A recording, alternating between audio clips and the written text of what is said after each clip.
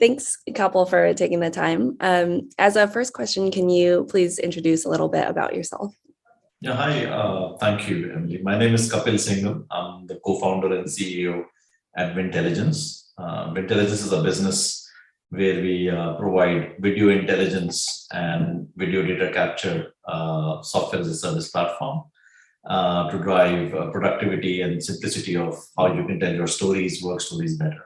And can you tell us a little bit about your balancing act in terms of family and career? No, that's a very pertinent question. My wife works, and both of us, right from the very beginning, have this great understanding that we got to support each other to get the best out of each other's careers. And if anything, COVID has taught us it's how important it is to balance life and to balance health. Interestingly, a big part of the purpose of the company that we work with at Vyntelligence is to simplify work life so people can actually spend more time on their health with their family and their friends. So it is clearly a balancing act. It's not an easy one. And I think it requires a lot of support from organizations, from governments, from partners, and colleagues to kind of make a difference. Awesome. And I imagine you've worked with a lot of working moms throughout your career and have hired a lot. What separated the ones who experienced a steep career trajectory from the ones who did not? This is an interesting one. I just think we happened to be at the right time at the right place. And I think the place was always there, just that people couldn't see it. So I left a corporate career, 9 years back. And as I started this company, a big part of it was to build into my own routine the ability to go to the school and drop the kids and pick up the kids. So naturally, I bumped into some amazing moms who were not working at the time, but were working before. And, as you have the conversations, there's always this hesitation to come back. And the hesitation is more societal and industrial in terms of, we need different working hours, we need different commitment types, we need different contracts.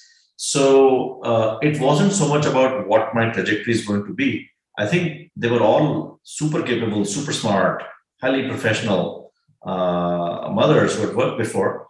I don't think the opportunities existed. And I'm talking about 2015, 2014 timeframe. So the one good thing that we can make as an impact when we start our own businesses is we can bend the rules and do things that work for us. So the opportunity for us was to, get some of the best minds working at Vyntelligence. And the give was actually very easy, in the world where you give a lot of flexibility to your people. It was just giving the timeline flexibility of, the school drops and the school pickups, and of course, a shorter day. And I think that's kind of was the genesis.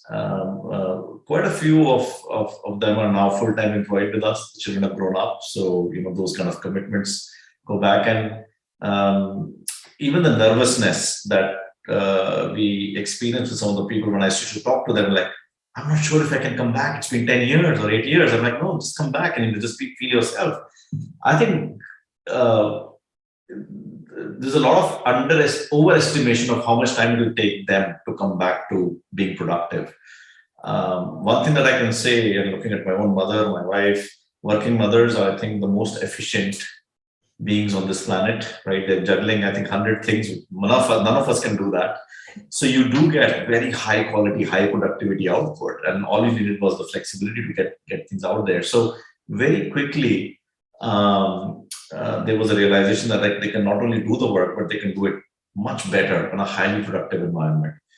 From a career trajectory standpoint, I think once you overcome that hump, then sky's the limit, right?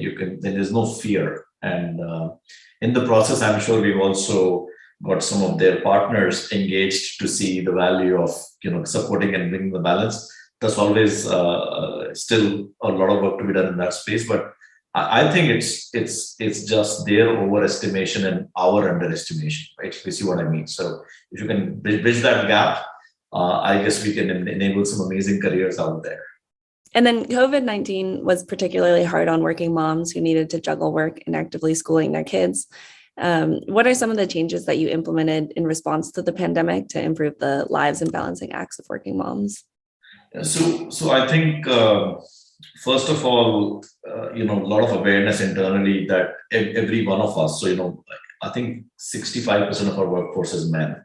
So instead of doing things for women, I think there's a little bit more for the men to say, "Hey guys, please take responsibility, get out there, and do your bit." And it was very hard, right? Especially schooling from home. I personally was juggling between some homework and some calls.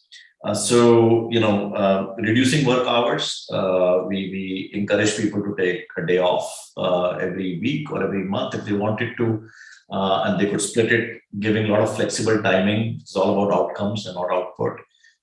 Would be the three things, so creating more awareness, getting people to work different hours, and flexibility would be the key areas that we worked on.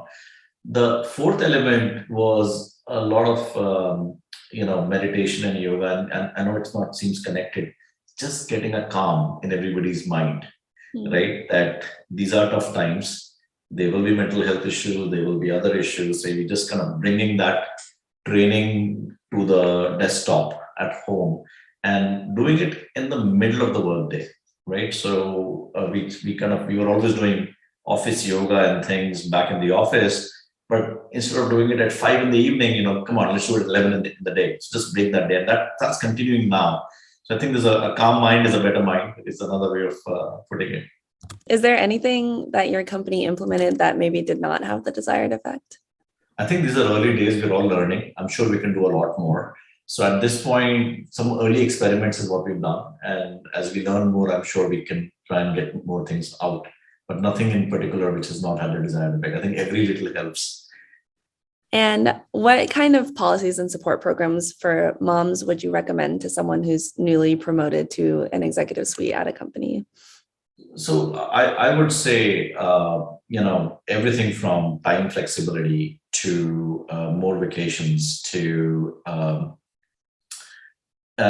even simple things like scheduling your meetings at a time which is friendly for people. In the sense, if you do a 8:30 in the morning meeting, most likely somebody's dropping a child somewhere, right? So let's try and avoid those things, and just making small shifts in times and in weekdays, I think, can make a big difference. And do you think there are any policies at a national level that should be implemented to enable more working moms to reach their career potential?